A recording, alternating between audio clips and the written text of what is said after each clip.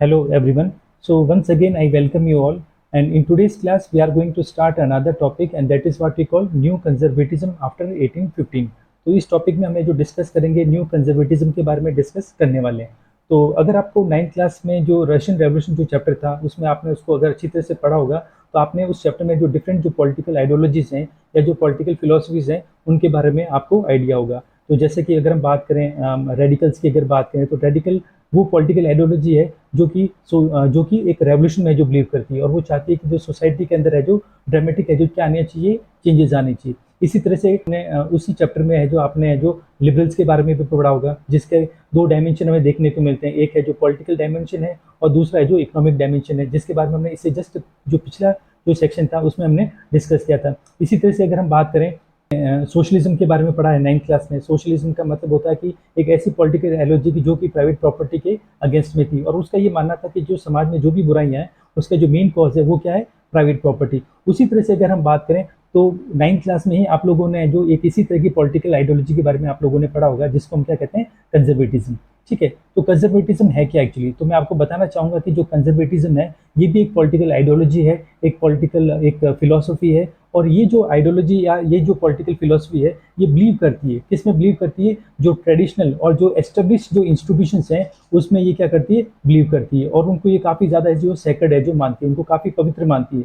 जैसे कि अगर हम बात करें स्टेट की, अगर बात करें, या अगर हम बात करें जो आर्मी की अगर बात करें, चर्च की अगर बात करें, जो सोशल हायरार्ची की अगर बात करें, कस्टम्स की बात करें, तो इन सब चीज़ों में वो काफ़ी ज़्यादा क्या करती है, रेस्पेक्ट है जो रखती है। और उनका ये मानना है कि समाज में जो चल रहा है उसको वैसे ही है जो चलना चाहिए, जो समाज में जिस तरह से चल रहा है उसको उसी तरह से जो चलना चाहिए। तो कहने का मतलब जो कंजर्वेटिव्स की अगर हम बात करें, तो ये जो लोग हैं या ये जो पॉलिटिकल आइडियोलॉजी है वो कहीं ना कहीं है जो सपोर्ट करती है, किसको सपोर्ट करती है, जो मोनार्की है उनको क्या करती है, सपोर्ट करती है। और अब हम देखते हैं कि जो 1815 के बाद में वहाँ पर किस तरह के चेंजेस आते हैं, और ये जो न्यू कंजर्वेटिज्म है इसका मीनिंग क्या है। तो जैसे मैंने आपको बताया कि एक जो कंजर्वेटिज्म है जो पॉलिटिकल आइडियोलॉजी है, और वो ये जो पुरानी जो इंस्टीट्यूशन हैं या जो एस्टेब्लिश जो इंस्टीट्यूशन है उसमें ये रेस्पेक्ट करती है। तो यहाँ पर न्यू कंजर्वेटिज्म की मीनिंग क्या है, इसको हम यहाँ पर जो समझने की कोशिश करेंगे, क्योंकि जो पुराना जो कंजर्वेटिज्म था वो एक्चुअली किसी भी चेंजेस के अगेंस्ट में था, वो समाज में किसी भी चेंजेस के वो अगेंस्ट में था। उनका ये मानना था कि जो समाज में जो चला आ रहा है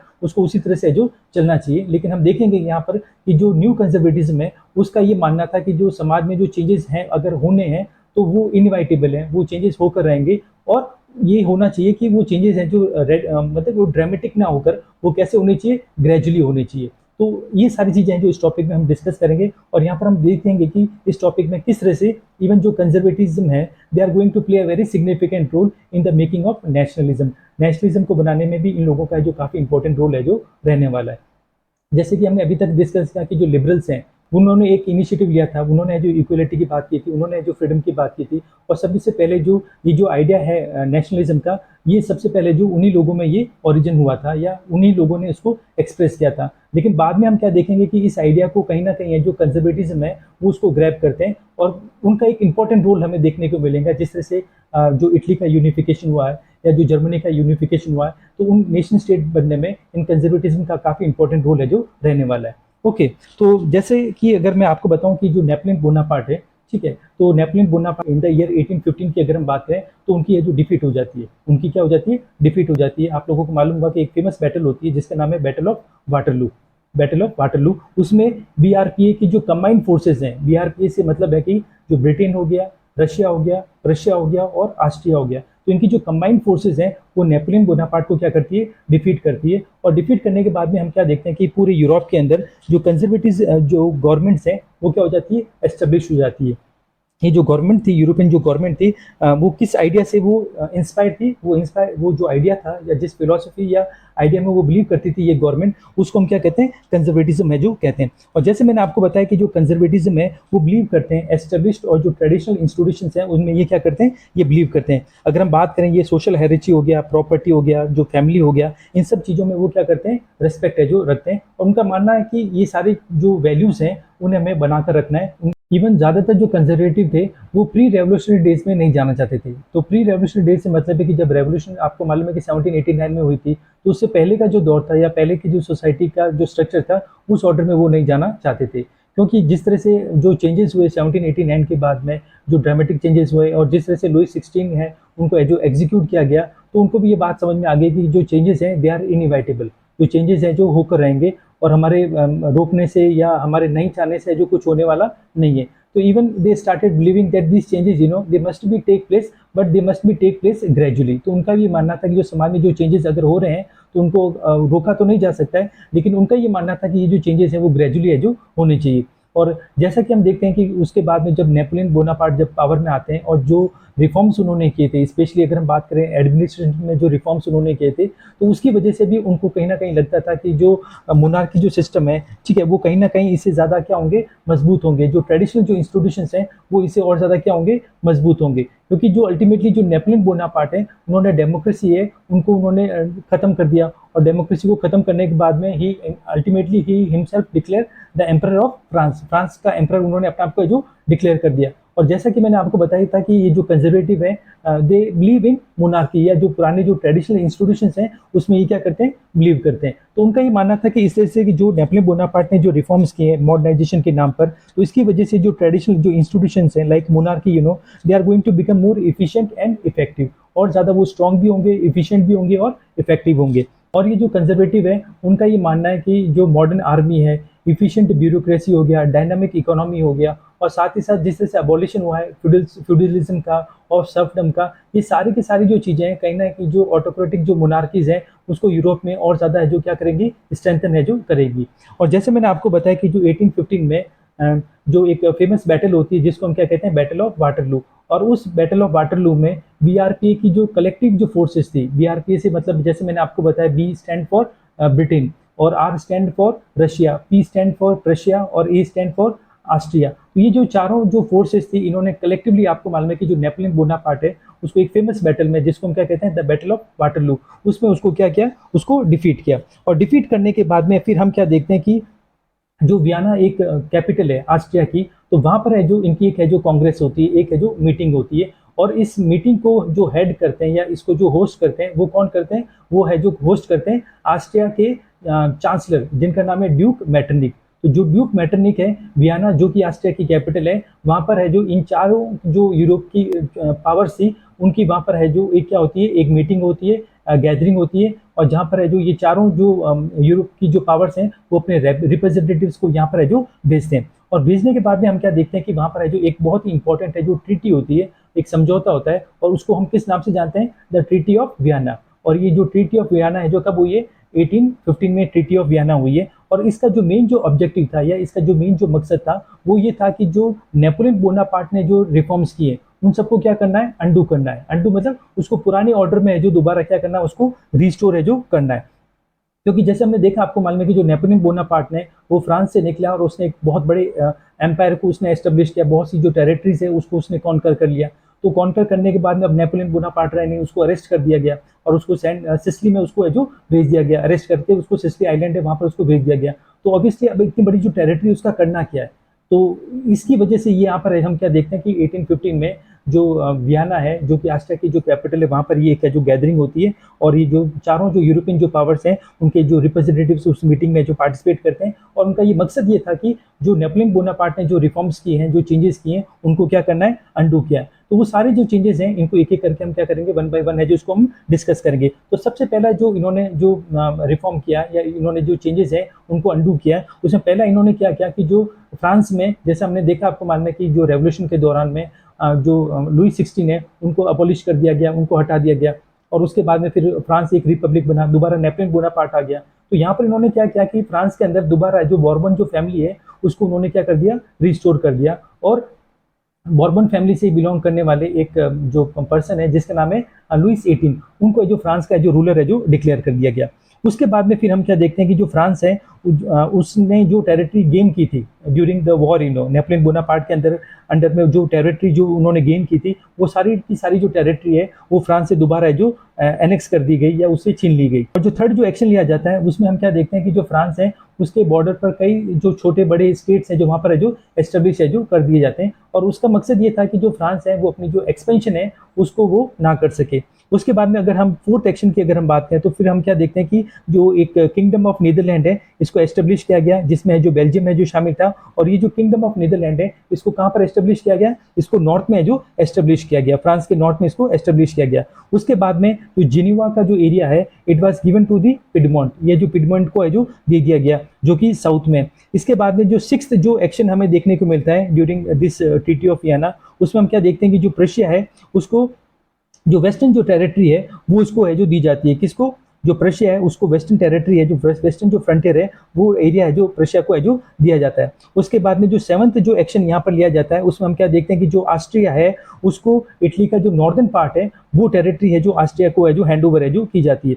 इसके साथ ही साथ अगर हम बात करें जो एट्थ जो एक्शन, इसमें हम क्या देखते हैं कि जो जो जर्मन जो एक कन्फेडरेशन था 39 स्टेट का जो कन्फेडरेशन था इसको बिल्कुल भी है जो टच नहीं किया गया, इसको एज इट इज इसको रखा गया। और उसके बाद में जो नाइन्थ हमें एक्शन देखने को मिलता है इसमें हम क्या देखते हैं कि इवन जो रशिया है, ठीक है, उसको भी ये जो पोलैंड का एक जो हिस्सा है जो इसको दिया जाता है। उसके बाद में अगर हम बात करें जो प्रशिया है उसको जो सेक्सोनी का जो एरिया है उस वो प्रशिया को है जो हैंड ओवर है जो किया जाता है। तो सेक्सोनी की अगर हम बात करें तो ये सेक्सोनी जो एरिया है टेरिटरी है, ये जो इटली हो गया, फ्रांस हो गया, स्विट्जरलैंड हो गया, उसका जो बॉर्डरिंग एरिया है उसको हम क्या कहते हैं, सेक्सोनी। तो ये जो एरिया है जो किसको अल्टीमेटली है जो हैंड ओवर कर दिया गया, ये प्रशिया को है जो हैंड ओवर कर दिया गया।